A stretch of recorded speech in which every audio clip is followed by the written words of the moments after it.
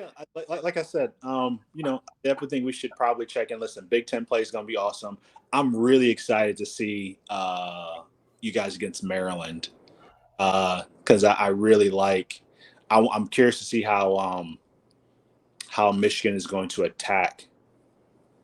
How the team up north is going to attack Tailua Tungavailoa and those wide receivers. He's got 4 or 5 really really good ones. They got a pretty solid running back too. So, and I'm curious to see what happens on offense. It looks like you guys have been pretty run heavy. Uh, All right, guys, be honest. Right now, do our Michigan Wolverines look like the number fourth ranked team in the country?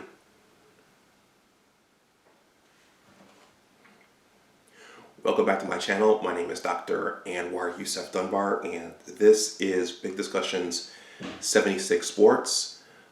First of all, please like this video, please share it, and please subscribe to my channel. If you want to donate something to the channel, that information is below in the description box. And you can also leave a super thanks.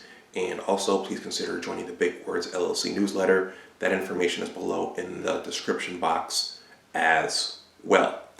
Well, everyone, Michigan just survived their Big Ten home opener against Maryland, 34-27. This video is going to capture my reaction to the game and also some of the key plays and also some of the statistics and takeaways from this game. It was a bit of a cliffhanger. I wasn't sure if the Wolverines would pull it out, especially in that first half. But thanks to the stellar play of Blake Corum, the Wolverines were able to do so, and keeping with my prediction, they were able to go 4-0 in September.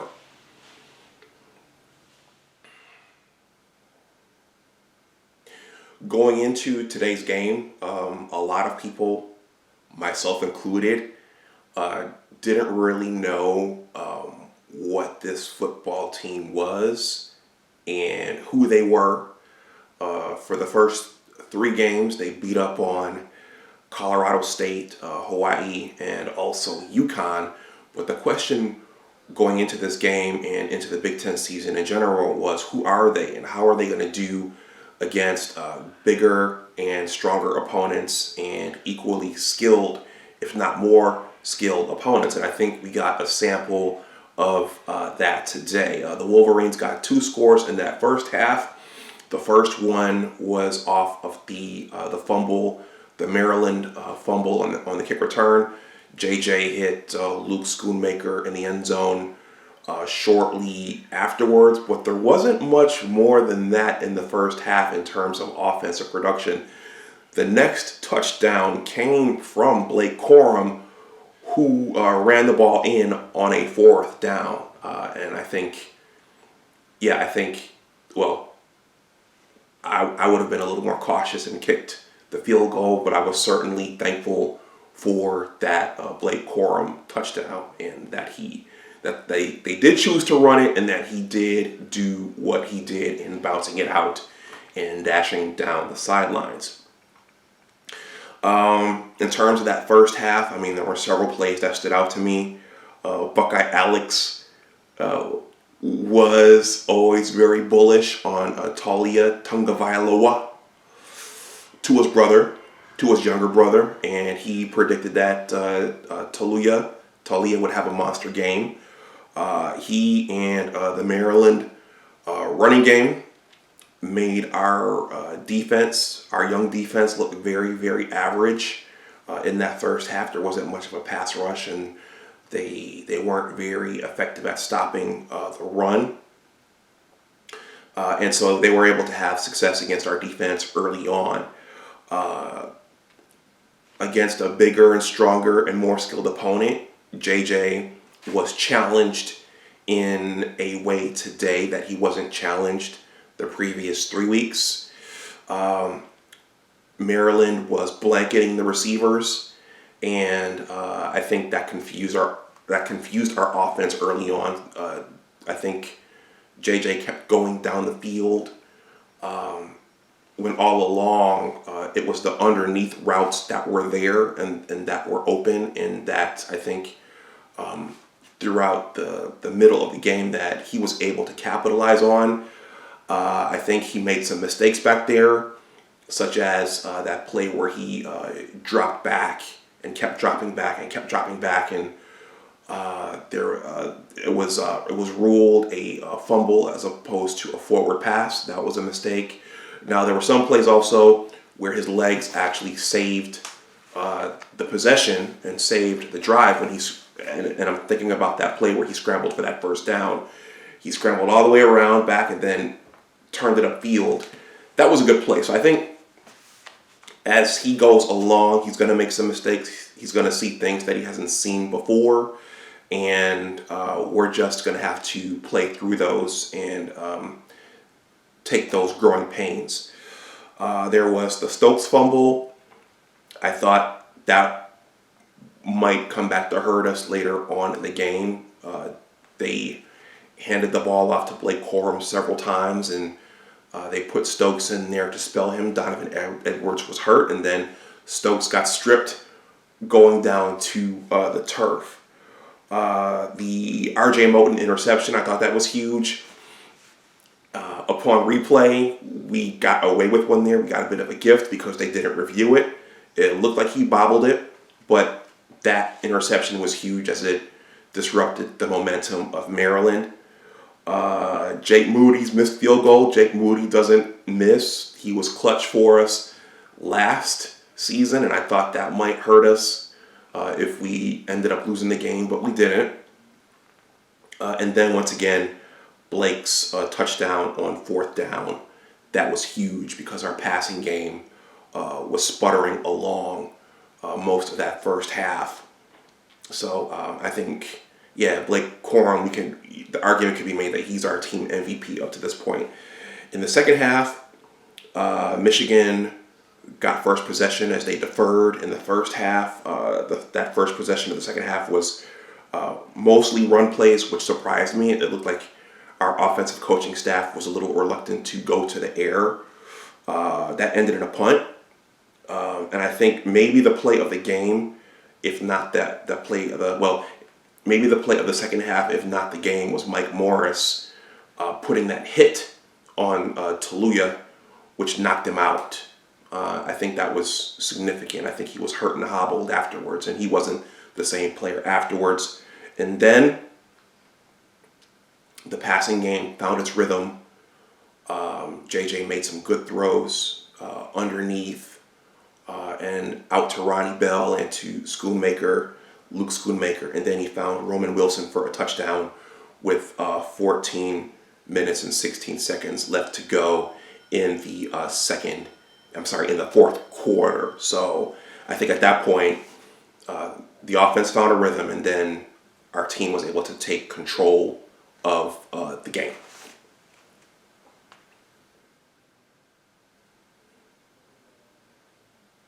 So in terms of statistics, once again, the final score was 34-27 Michigan. Blake Corum rushed for 243 yards, and that was the highest run total since one of Denard Robinson's games. He scored 2 touchdowns, and I believe his second touchdown is the one that put the game away for us. J.J. McCarthy went 18 for 26 for 220 yards and 2 touchdowns. Ronnie Bell caught 3 balls for 72 yards, and Luke Schoonmaker caught 7 balls for 72 yards and 1 touchdown. Roman Wilson caught 2 balls for 25 yards and 1 touchdown, which was very significant for us. And Jake Moody went 2 for 3. He doesn't often miss, but he made them when it counted and when we needed them most. Talia Tungavailoa, again, Buckeye Alex, has always been very bullish on Tua's younger brother.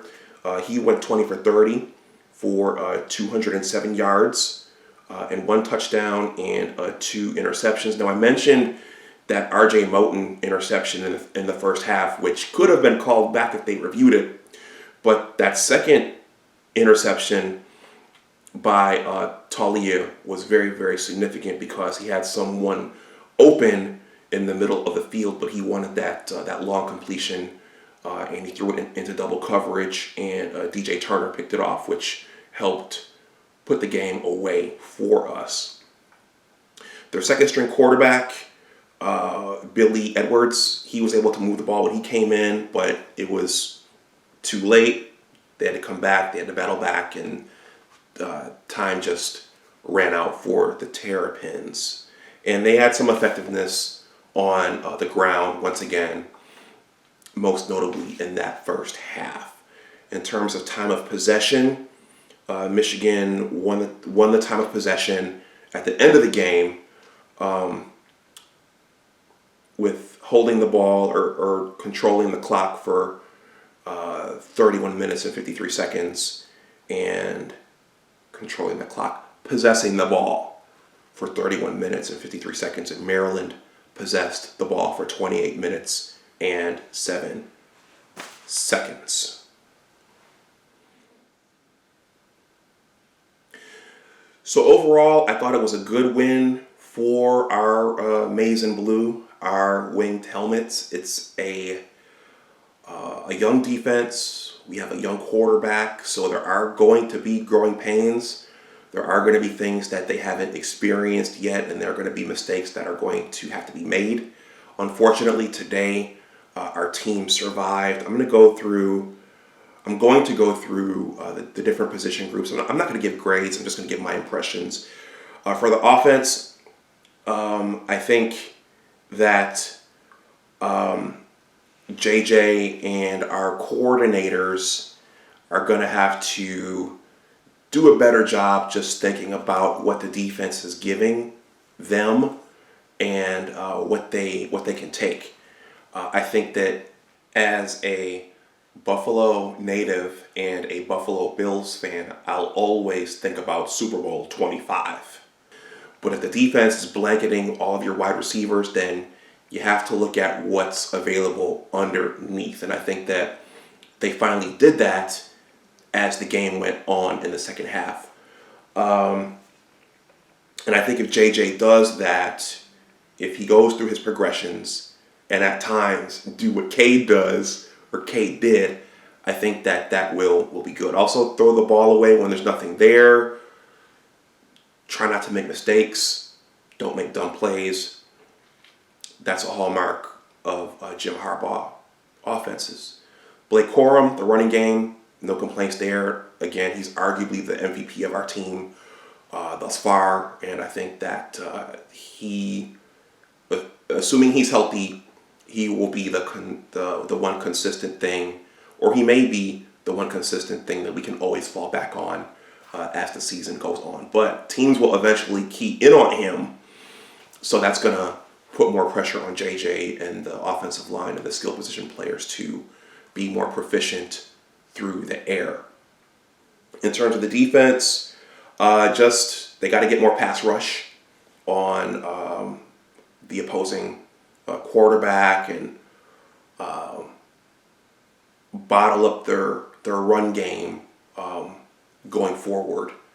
Maryland had success in both areas early on, and I was seeing visions of Braxton Miller and Troy Smith and Brad Banks and those guys and JT Barrett. Of course, again, Talia Tungavaloa getting hit and getting knocked out by Mike Morris, that was significant, but we're going to face more top tier and higher quality quarterbacks and wide receivers going forward, and running backs and offensive lines.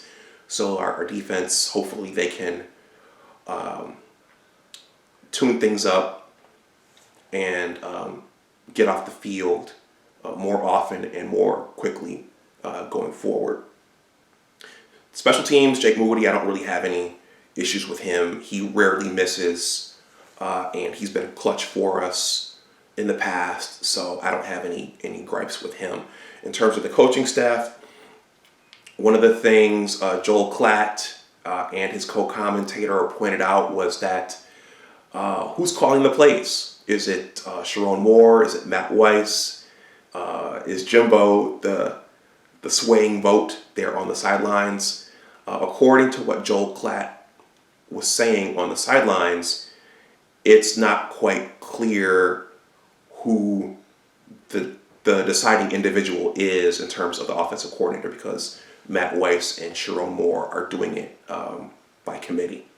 And I don't really know many instances where there are co-coordinators. I don't know. It's just something to watch going forward. And that's pretty much it. The team battled through and they survived 34-27. Let me know what you think in the comments section below. Were you scared today? I was in the first half. And what do you think this means going forward? Is it just a learning experience for our team, or are some of these problems going to persist going forward? Let me know what you think in the comment section below. If you see fit, shout out to Bo Lytle. Please like, share, and subscribe.